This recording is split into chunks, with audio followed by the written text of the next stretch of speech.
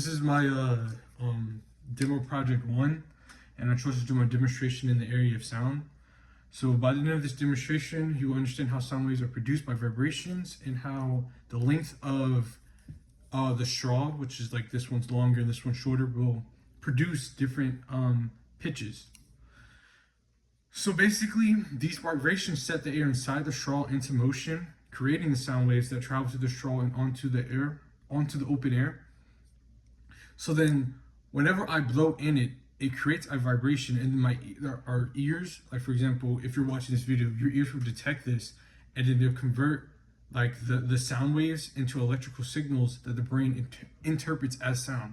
So if I blow on it, electrical signals are going to be sent to your brain, and then it'll be interpreted as sound. And yeah, the length of the straw determines the frequency of it. So as I said before, the longer the straw creates a longer air column. And this basically means that the vibration takes more time to travel from one end of the straw to the other, resulting in a lower frequency, which in other words, a deeper sounding sound.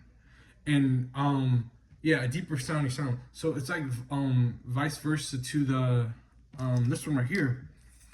It's going to create a a higher frequency, which will be like a higher sound, more of a higher sound than this one right here. And yeah, that's basically all it. So yeah. And I guess the reason why is because the vibration travels more quickly through the shorter column, which, like I said, creates the higher pitch.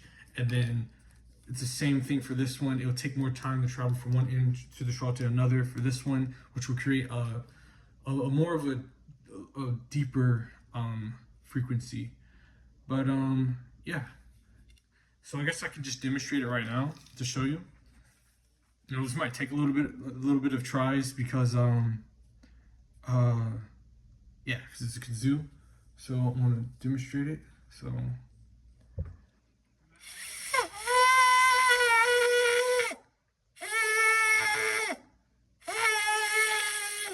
now you see how the vibration and how it creates like a deeper sound. Now let's try with the shorter one, which should create a slightly higher vibration, but it's going to be hard to tell because they're both the same material of straws, but you should be able to tell. I gotta keep trying it.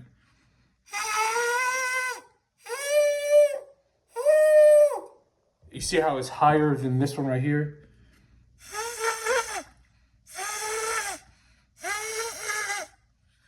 And yeah, and I think that's about all it really.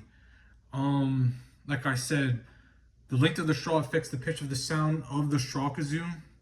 And yeah, I basically just took 2 straws, flattened it at the end, cut it into a V, as you can see, and then cut this shorter, and yeah, and that's about all it really.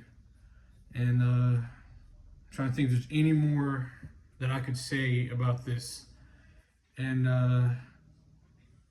yeah. Well, I guess I could say like the vibrations set the air inside the straw into motion, which creates the sound waves that travel through the straw and out into the open air, which I think I said that already, but just trying to make sure I have everything that I said is correct. Yeah, I mean, that's about all it really. And that is my demonstration for the area of sound.